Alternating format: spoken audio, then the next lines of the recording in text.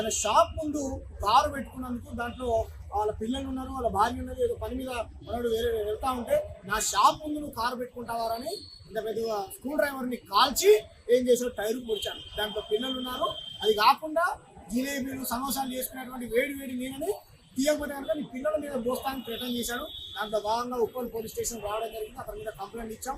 కాబట్టి మార్వాడి, గుజరాతీ, రాజస్థానీలు చట్టాన్ని గౌరవించరు, తెలంగాణ అంటే రెస్పెక్ట్ ఉండదు, సాటి మనిషి పట్ల ప్రేమతో ఇటువంటి ప్రేమ అనురాగాలతో ఉండరు. కాబట్టి వీళ్ళ దుర్మార్గాలకు, దోపిడీకి వ్యతిరేకంగా, ఆధిపత్యానికి, అహంకారానికి వ్యతిరేకంగా కొట్లాడాల్సిన అవసరం ఉన్నది.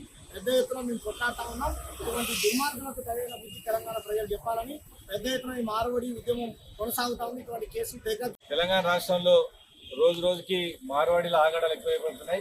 ఒకవైపున వ్యాపారం చేసుకుంటూనే రెండో వైపున తెలంగాణ ప్రజలపైన దౌర్జన్యం చేస్తూ ఉన్నారు. ఈరోజు సుధీర్ అనే ఓయూ స్కాలర్ రామంతపూర్ కాడ ఒక చిన్న సంఘటన జరిగింది.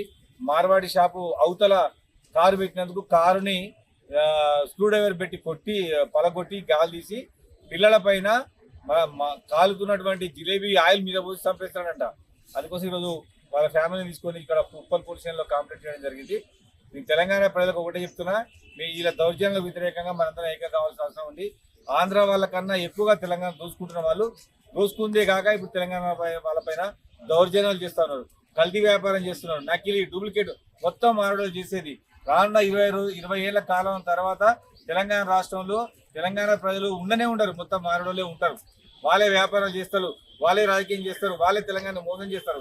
కాబట్టి ఏమైనా తెలంగాణ ప్రజలకు ఒకటే విజ్ఞప్తి, తెలంగాణ రాష్ట్రంలో వాళ్ళు ఎక్కడ కొత్త షాప్ పెట్టినా, వాళ్ళు ఎక్కడ బంగారం షాప్ పెట్టినా, వాళ్ళు ఎక్కడ దౌర్జన్యాలు పెట్టినా మేము వస్తాము. మన నాయకుడు శ్యాము ఉన్నాడు. తప్పకుండా ఈ రాష్ట్రంలో ఎక్కడ వాళ్ళ అరాచకాలు చేసినా, ఎక్కడ కొత్త షాపులు పెట్టినా మాకు తెలియజేయమని మీకు తెలియజేస్తా ఉన్నా.